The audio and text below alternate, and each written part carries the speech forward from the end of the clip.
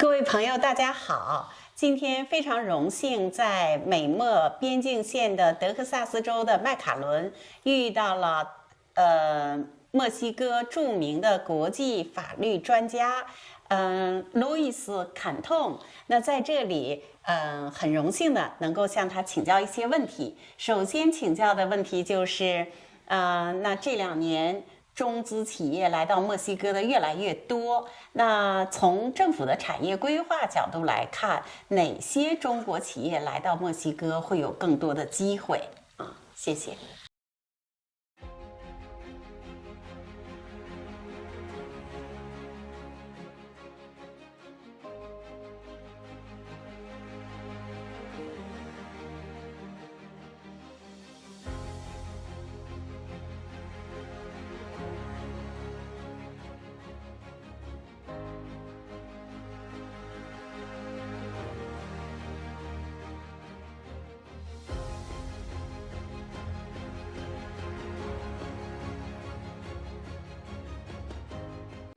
法律专家，那今天有幸在这个美墨边境的这个德克萨斯州的麦卡伦城市，我们相见。那在这里有些问题，接下来要这个请教路易斯坎图先生。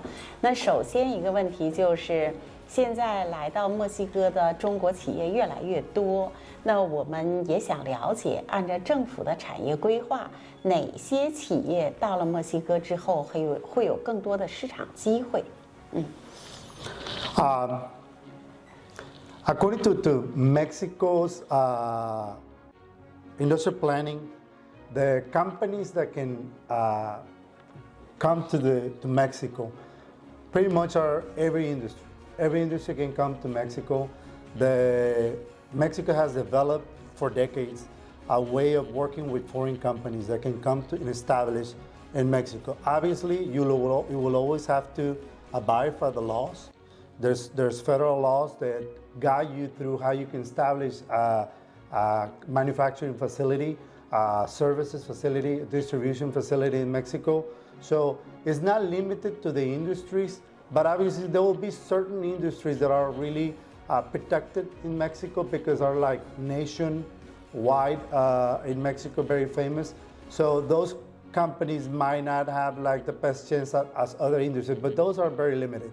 In reality, it's very open, and any company, any industry, as long as they're well guided as to how to come to Mexico, they won't have a problem. But the main key that I will make as relevant is that always have consulted with the proper people to bring that company, make your decisions before coming into the country. 谢谢。那接下来的一个问题就是，一个公司进入到一个新的市场，法律风险是大家非常关注的问题。您认为中国企业进入墨西哥，应该注意到的法律风险有哪些？ So we do have regulatory, and obviously being a country where a lot of companies from all over the world have installed their facilities in Mexico, we do have a set of rules that are the regulations to how you can establish a company in Mexico. So the major risks that we see when a foreign company, in this case if it's China, the major risks that we see is that they don't consult properly and thoroughly in a way that they can decide which is the best place to establish themselves. But more than that is that they don't get enough guidance on the rules that they have to follow in order to, according to the Mexican legal framework, make the right decisions so they can establish themselves without any hiccups. Because at the end of the day, even though the permitting and everything is federal, depending on which state or part of Mexico you're going, there are going to be additional rules that you need to be on the lookout. So the risks can be completely avoided as long as you understand your type of industry, how it's going to be seen in Mexico, the tariffs, but more than that, all the permitting and the framework, the legal framework that you need to follow to establish a company in Mexico. 谢谢。那还有一个问题，就是企业如果决定在墨西哥建厂、设立公司，有一个逃不开的问题，就是他们如何选址。